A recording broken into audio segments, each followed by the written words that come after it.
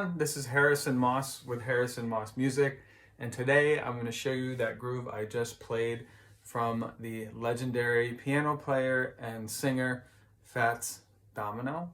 His real name was Antoine Domino Jr. If you want to learn New Orleans piano or rock and roll piano, you better know some Fats Domino. So today I'm going to break down that groove, both the left hand and the right hand, show you the signature right hand triplets that comprise his style. Fats used those right hand rhythmic triplets on a number of other songs, including Ain't That a Shame, Walkin' to New Orleans, Blue Monday, and so on. The groove I just played comes from probably one of his most famous songs, Blueberry Hill, that was recorded in 1956. Let's get started.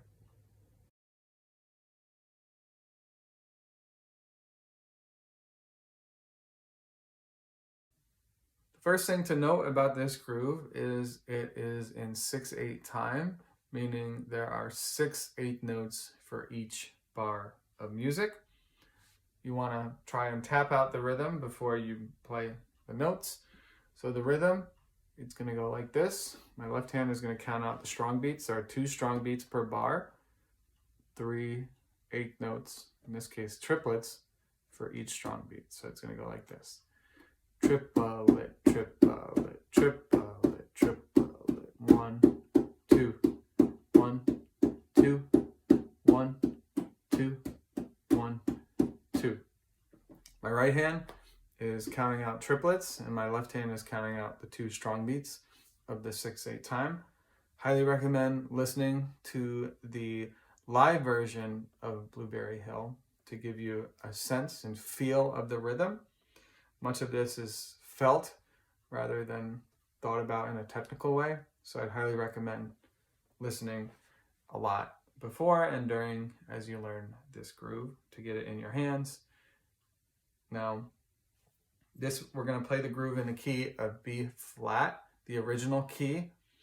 Now you'll hear recordings of Blueberry Hill that Fats did, and it will not quite sound in B flat. It will sound a little bit higher, but not quite B. So it's almost like it's a half tone in between those two. However, the live or the recordings were sped up and up-tuned about a half tone.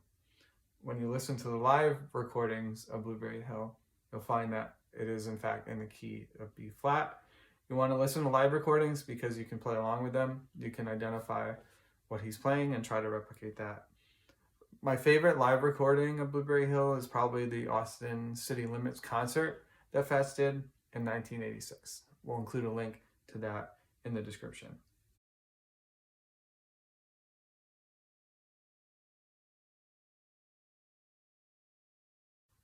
Now, for the overall form of the groove, we start on the 1 chord, the B flat, and there's a walk up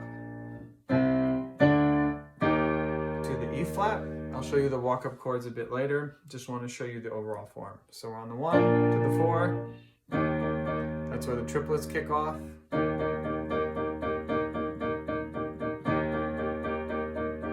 Back to the 1. Down to the 5.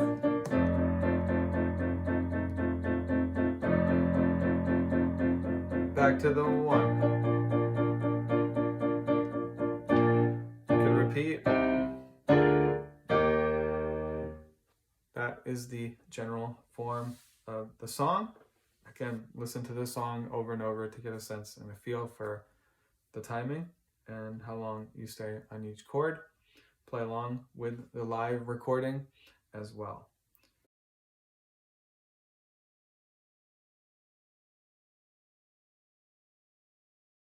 Now, the voicings in the right hand for the triplets, these are key. He primarily uses triads for all the chords. In some cases, he does add a note to make it a 4-note chord on the F chord or the 5 chord, but I'll show you that in a second. So for the E flat chord, the 4 chord, he uses this voicing, 5th, root 3rd, nothing fancy. Now Now for the triplets, as you're playing these, something to keep in mind is to keep the wrists relaxed, flexible, and loose. You don't want to be super tense. Keep that wrist nice and relaxed so you can do this forever. When you're tense, it makes it much more difficult for you. You're going to feel tired and strained, and it's certainly not going to sound as smooth and as good as it could. It may sound a little bit forced, a little bit excessively loud. You want to make sure you keep that wrist relaxed and loose the entire time. Then it goes to the B flat chord or the 1 chord. The voicing here, root position, B flat major triad. Again, nothing fancy. Then he goes down to the 5 chord. Here we go.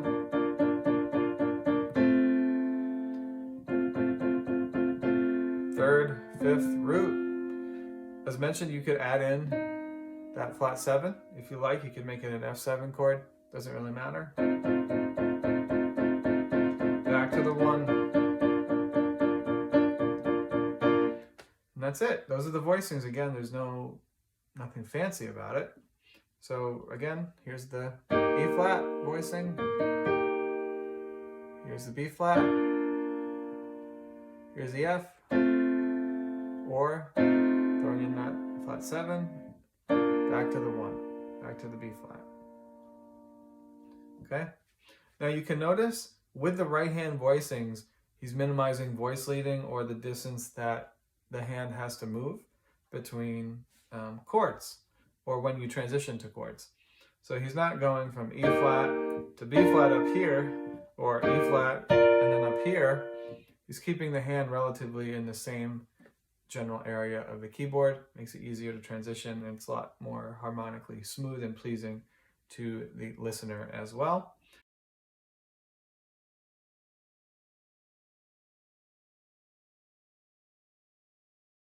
Now, the left hand demonstrates a classic pattern in New Orleans rhythm and blues music and rhythm and blues in general. This is definitely a pattern you'll want to learn. Now, we'll start on the 4 chord or the E flat. Here's the pattern.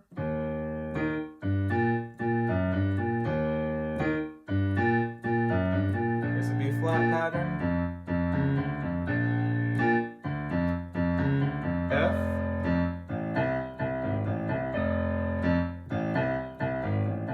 Back to the B flat. Just by listening, you can notice it's the same pattern, just with different chords. So once you learn the pattern, you can apply that formula to the other chords and you have the entire left hand. So we'll start with the 4 chord.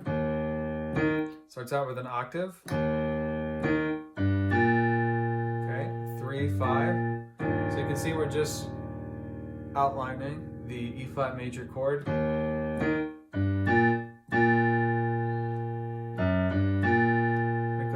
To the kind of the second part of the riff. You can see here it goes down to the flat 3rd or a blue note. You can hear that half step to the 5th, and then it repeats. There's the octave, 3, 5, flat 3, regular 3, 5. You want to swing it. Apply that to B flat, octave, flat 3, down to the F, and then we're back home. Now the fingering on this, feels most comfortable for me is using the ring finger to hit the flat 3rd, middle finger to hit the 3rd, and the 5th with my pointer finger here, index finger.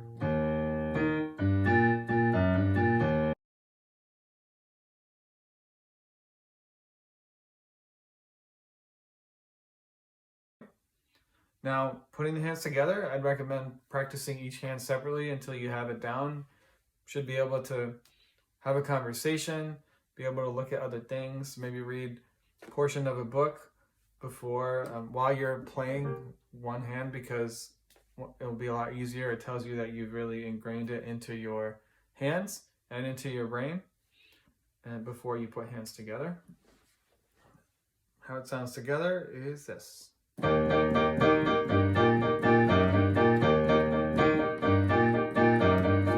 you want to swing that left hand and keep that right hand consistent.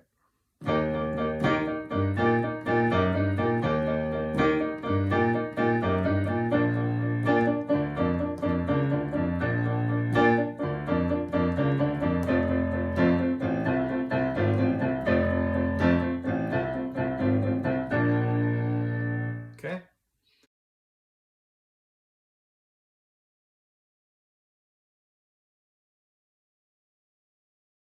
Now I want to show you the passing chords I used at the beginning to go from the 1 chord, the B flat, to the 4 chord. I heard this from Dr. John's version. Pat's version, he doesn't play this, but if you're not playing with a band, if you're just playing solo, I think it fills out the sound nicely. So we go from the B flat, C minor 7, in root position in the right hand, just an octave in the left, root, flat 3, 5, flat 7.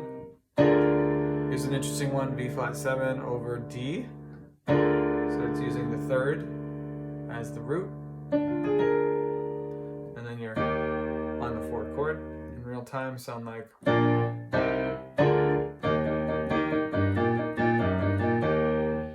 Now, a couple things you can add to this to spice it up. You could add some grace notes. For the B flat, slide from the minor 3rd to the 3rd. You could slide the 5th, F sharp to G or G flat to G. D flat 7 over D, you slide the D flat to the D. Up to you. So it would sound like this. Or that's sliding a note on every chord. Something that may sound a little bit better is just sliding the B flat 7.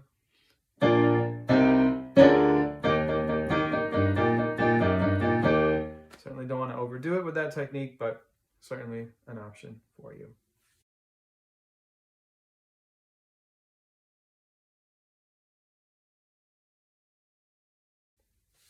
Lastly, I want to show you the outro chords. Fats uses these chords in his both live and recorded versions of the song. Now, let's say we're coming home from the 5 chord.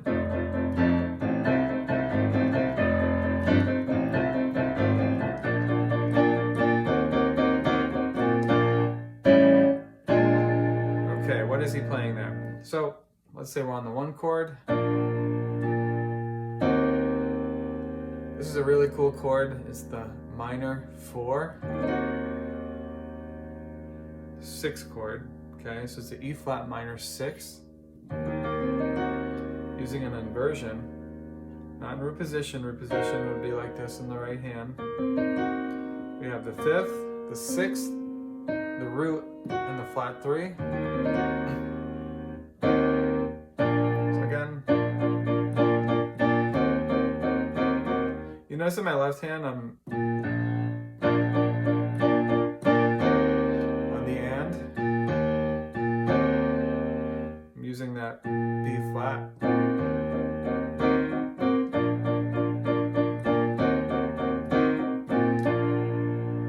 To anticipate the next bar.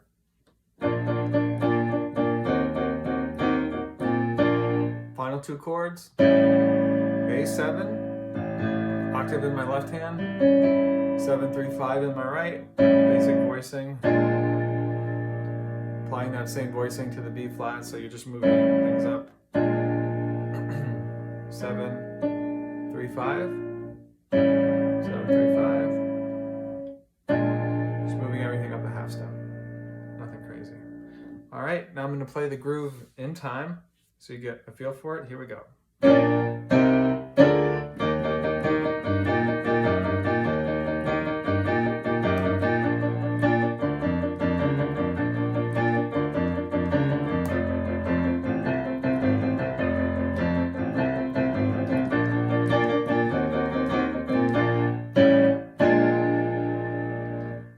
to the end, you can slow down a little bit on those final chords from when you start on the B flat and you go to the E flat minor 6. I think it adds a little bit of flair and musicality to it.